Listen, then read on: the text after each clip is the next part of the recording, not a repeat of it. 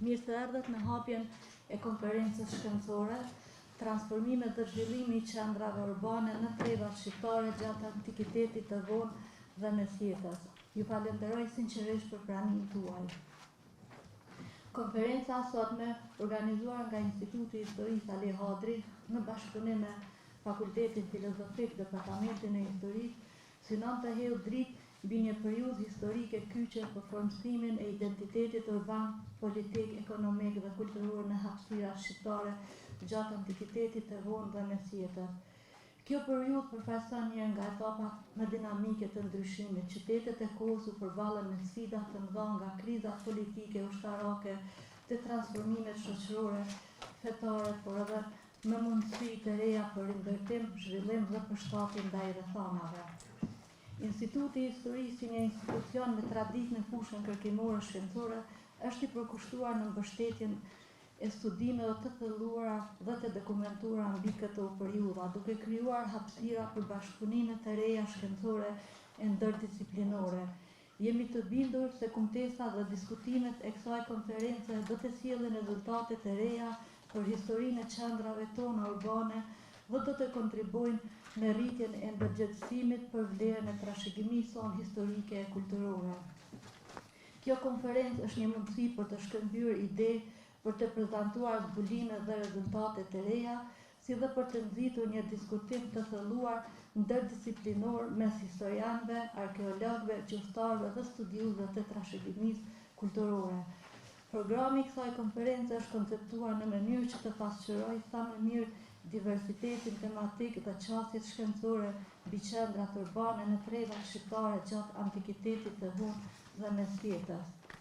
Renditja e kumtesave është bërë sipas një strukture që pasqyron zhvillimin historik të qyteteve dhe hapësirave tona urbane, duke filluar nga aspektet e marrëdhënieve konsullore e diplomatike, përbërës etnike të transformimeve urbane, deri te tipologjitë të qyteteve, jeta e përditshme si dhe figura të rëndësishme të historisë kishtare. Dua të shpreh mirënjohje për të gjithë studiuesit pjesëmarrës për angazhimin dhe kontributin e tyre shkencor, duke ju uruar punime të pritshme dhe diskutime sa më produktive. Në fund falenderoj bashkëorganizatorin e kësaj konference, Fakultetin Filozofik, Departamentin e Historisë për bashkëpunim, si dhe për krijimin e kushteve për mbarvajtjen sa më të mirë të kësaj konference. Faleminderit dhe suksese. Është një nder i veçantë që në emër të fakultetit të ju uroj mirëseardhje, edhe ju shpresoj që kjo konferencë do të shndrohet në një platformë të rëndësishme të diskutimeve dhe të studimeve të thelluara për urbanizmin dhe për periudhën të cilën sot do të trajtojmë. Tema boshtë sot që do të trajtoni është e rëndësishme edhe për gjendjen edhe për zhvillimet aktuale. Të nderuar profesor, të nderuar studiues, të nderuar pjesëmarrës, ju po shihni që urbanizmi sot është një çështje që na shqetëson secilit.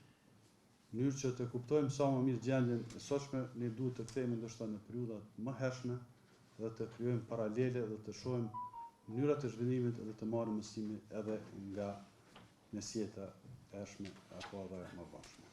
Prandaj besoj që shkëmbimet e ideve, studimet e juaja do të sjellin përvoja dhe dituri të dukura edhe për të shërbyer për sot, për gjendjen aktuale dhe për zhvillimet urbane. Me shpresë që kjo konferencë do të jetë vetëm fillimi i konferencave të vazhdueshme në këtë drejtim dhe me tema të ngjashme, ju uroj punë të mbarë dhe suksese. Dhe njerët, faleminderit shumë për pranimin. Falenderojmë dekanin, zotin Begim Baliqi, dhe vazhdojmë ftojmë mentor Hasanin, shefin e departamentit historisë në kuadër të Fakultetit Filozofik në fjalë për shëndetëse. Faleminderit shumë profesor Shajbari, nderuar drejtoresh e Institutit të Historisë zonja Teuta Shala, nderuar dekani i Fakultetit Filozofik, gjithë ju të pranishëm, studiues, akademik Mala, profesor Drançolli, profesor nga Shqipëria e Kosovës, të cilët me siguri që duke parë edhe nga afër punë të secilit nga ju, jemi dëshmitar të pune aktive, të pandalshme, procesive, në shërbim të vërës në të pahtë të këtyre temave, tematikave që realisht ka munguar shoqërinë tonë. Kur flasim për mesjetën për antikën, sigurisht që janë dy periudha tepër të rëndësishme, për cilat ka kohë që kemi diskutuar edhe me profesor departamentit edhe me kolegë nga Instituti Historisë, dhe ja që erdhi momenti që të flasim sot këto. Dhe pa dashur që të zgjatem me të mbaj fjalim tutje, për shkak se foli edhe drejtoresha me gjithë neve, edhe dekani po ashtu, besoj që mjaftojnë si fjalime për hapjet kësaj ceremonie të rëndësishme për shënimin e këtij aktiviteti. Megjithatë, unë di që secili nga ju jeni të fokusuar se çka do të flitet pas këtyre fjalimeve hyrëse, dhe unë jam i bindur që secili nga ju do të keni mundësi që të përfitoni sot shumë, edhe nga ajo që do të ofrojë studiusit, par programin tematikat, por edhe nga fakti që ju do të nxiteni pra që të hulumtoni tutje për këto tematika, sepse janë të nevojshme për shoqërinë tonë. Mesjeta antika nuk është se kanë dominuar, si më thon, këtë arealin ose terrenin shkencor në vendin tonë, mirë po ja që tani po shpresoj edhe unë siç tha edhe dekani që do të jetë një fazë e re ku ne do të flasim për kishat, për manastiret, për qendrat urbane, për shoqërinë, për gruan, tema që do të diskutohet edhe sot gjithsesi. Ju falenderoj shumë për prezencën në emër të Departamentit Historisë dhe njëkohësisht ju ftoj sidomos studentët që të jeni pranishëm gjatë prezantimeve dhe diskutimeve në mënyrë që bashkë të kemi çka me biseduar dhe tutje gjatë semestrit. Punë të mbarë dhe faleminderit. Temat të tilla praktikisht kanë qenë të ndaluara në Kosovë, po edhe në pjesët tjera shqiptare të Jugosllavisë komuniste. Politizimi dhe instrumentalizimi shtetëror i historisë sonë kishte përfshirë konkretisht diskutimin e çështjes së vazhdimësisë iliro-shqiptare, do të thonë kontinuiteti iliro-shqiptar, një ndër temat më qendrore të Ballkanit, siç thash edhe Evropës juglindore, duhet ditur se sllavet na kanë ardhur këtu në shekullin e 7-8, ndoshta edhe më vonë disa fise të tjera që kanë ardhur nga lindja, edhe kjo qasje në një farë mënyrë na ka ndarë neve prej të tjerëve.